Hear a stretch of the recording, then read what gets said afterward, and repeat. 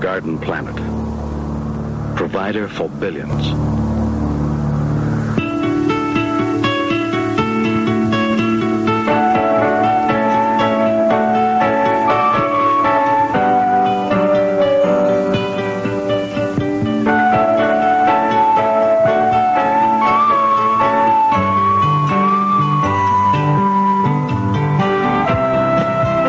Since the beginning of recorded time, there have been entire societies which have sustained themselves solely on plant life.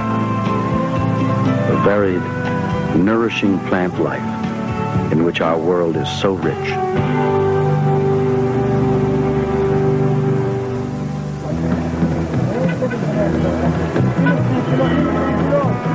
Today, there are still societies whose diet is largely shaped by the ancient vegetarian tradition. In Jerusalem, chickpea patties are folded into pita bread to make falafel, the favorite fast food of the Middle East.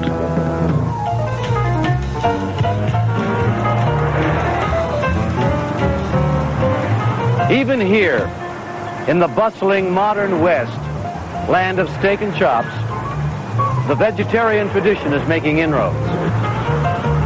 Most major cities now feature several vegetarian restaurants. Govinda's in Los Angeles draws on many cultures and thousands of years of culinary tradition. There's chow mein and curry, enchiladas, and my favorite, eggplant parmesan. You may be wondering exactly what a vegetarian is, and in a sense the answer is very simple. It is someone who doesn't eat the flesh of animals, whether it's fish, meat, or fowl. But if you ask people why they're vegetarians, it's more complicated. You soon start to realize that vegetarianism isn't just a diet. It's an entire approach to life. Bon appetit.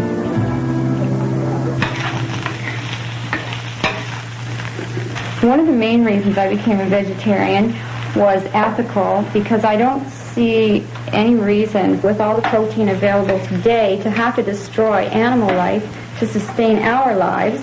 I would go to these fish restaurants, and I would sit, there was this one place I used to go in L.A.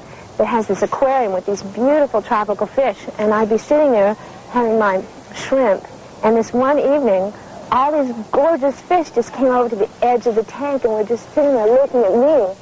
And I just said, that's it, I can't do it anymore. I dislike blood, and since being a vegetarian, I find it the most economical way of living.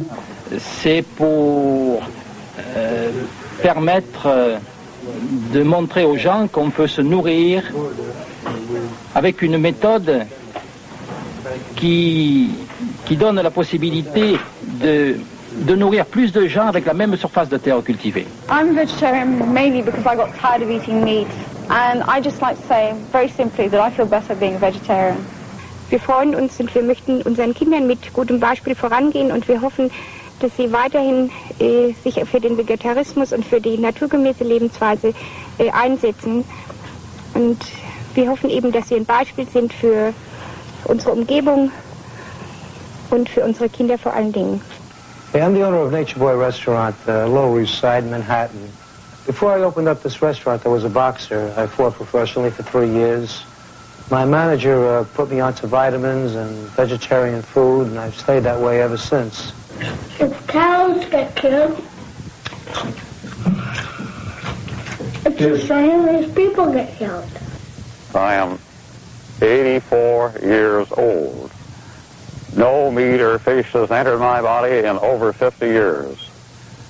As a matter of fact, every meal that I enjoy is a banquet.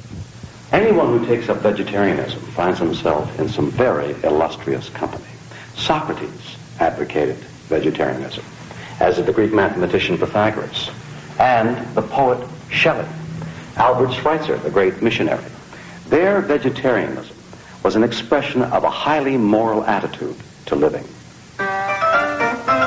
Another vegetarian, Leonardo da Vinci, confided his views to his notebook. I have, from an early age, forsworn the use of meat, and the time will come when men will look upon the murder of animals as they now look upon the murder of men. So now, take a good look at me, because I am the actual, real, original Bernard Shaw. Now, how do you like me? George Bernard Shaw also practiced vegetarianism. In his later years, his doctors tried to persuade him to change his eating habits. Shaw replied, "Life is offered to me on the condition of eating beefsteaks, but death is better than cannibalism. Animals are my friends. I don't eat my friends." In Russia, Count Leo Tolstoy felt very strongly about the eating of animal flesh. He wrote, "It is directly immoral, since it demands an act which is contrary to our moral sense. Murder."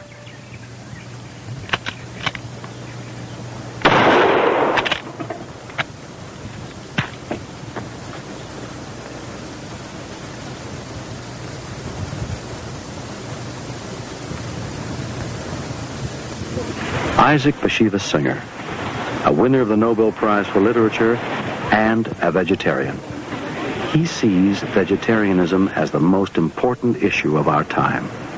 All my life I felt that slaughtering animals, just that we should be able to eat them, was the wrong thing.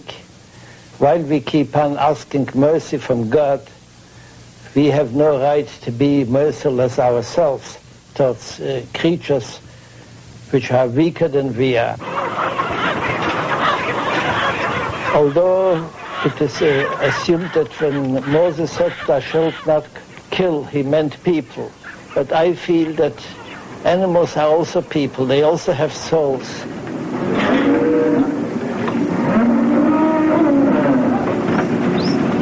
It is a terrible thing that we human beings have been practicing slaughter for so many hundreds and thousands